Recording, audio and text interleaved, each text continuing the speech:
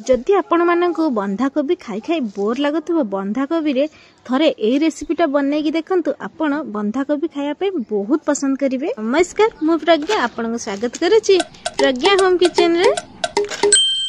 जमा भी डेरी करवानी चलतु बनैबा आज रेसिपी जोटा कि रहिबा हमर बंधाकोबी माछ मुंड छेंचड़ा। सेति पई मु एठी प्रथमे बंधाकोबी कि एई परि भाबे छोट छोट करी काटी नेछि।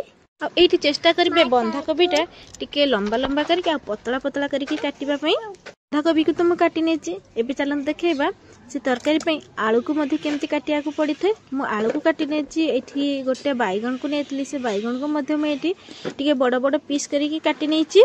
बैगन को काटी सारिया परे मु एठी गोटे पात्र रे पानी नै आछि। से बैगन को से पानी मध्ये दे देबी काहेकि ना बैगन को सुखिला रखिले बैगन कला पड़ी जिवो। सब परिया को मु काटी नै सारिया परे मु एठी किछि माछ मुंड नेछि।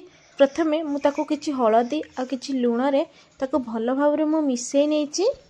माछ को भलो भाबरे लूण हळदी मिसै नै सारिया परे मु एठी प्रथमे गोटे कड़ाई को गरम कर नेछि। आ से माछ मुंड को से कड़ाई रे दे भलो भाबरे मु ताको भाजी नेबी।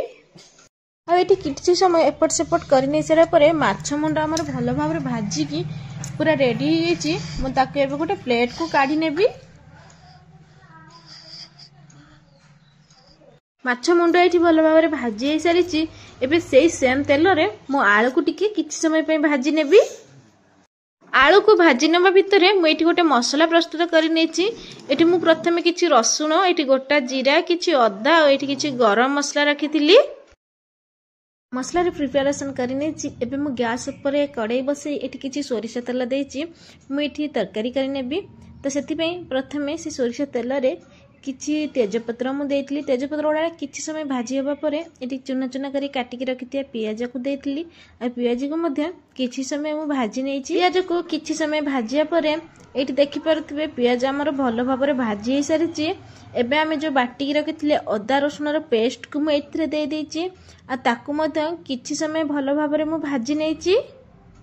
किछि समय एपट सपोर्ट करिके भाजी नै सारिया परे मसला टी हमर पूरा भलो भाबरे भाजी हे सारिछि। आ तार गोटे बढ़िया बास्ना सेतेबेले बाहरबो। से समय रे हमें जो बाटी के रखितिले जीरा आ गोटा गरम मसला ताकू मध्ये मु सेथिरे देइ देछि। ताकू मध्ये किछि समय भलो भाबरे भाजी नेबी। सब किछि मसला को मु एथिरे भलो भाबरे भाजी नै सारिया परे एठी मु किछि मसला बटा पानी को देछि। आ थरे से मसला को भलो भाबरे मु एठी मिसै नेछि।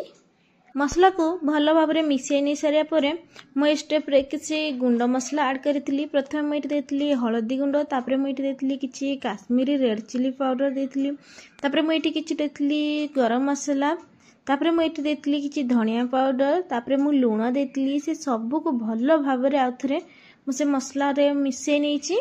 मसला टी को भलो भाबरे मिसै नै सारिया परे एठी मु किछि बास्ना पई कसुरी मेथी देतली। कसुरी मेथी तवा द्वारा ता बास्ना टी बहुत बढ़िया आस्ता है। खाइबा पई बहुत भलो टेस्टी हेइथे।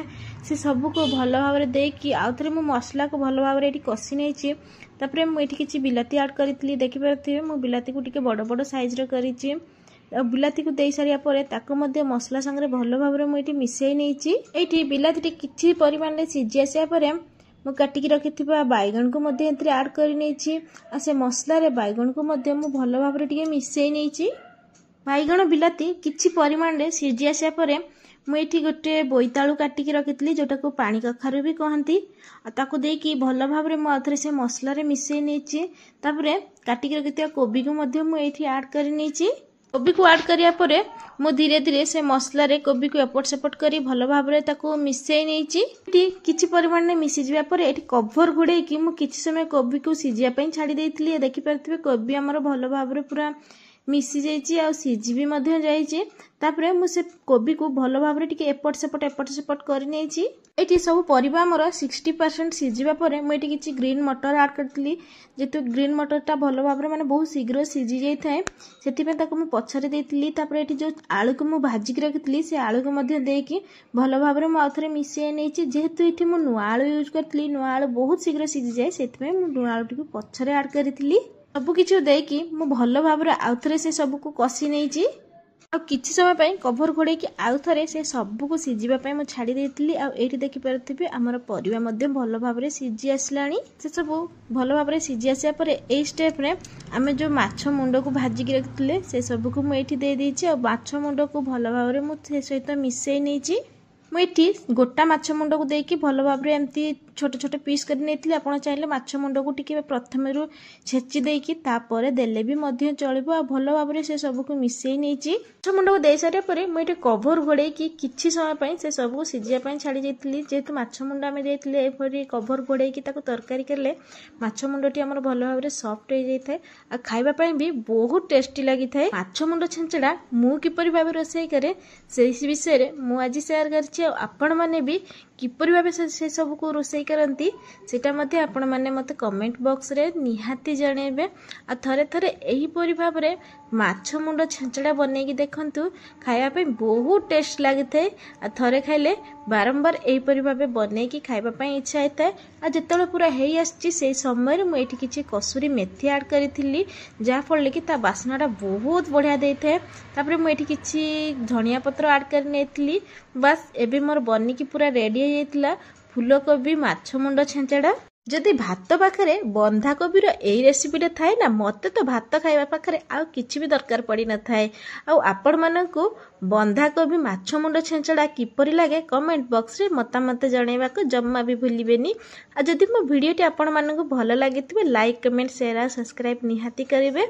ରହିଲି, ଦେଖା ହେବ ଆଉ ଗୋଟେ ନୂଆ ଭିଡ଼ିଓରେ।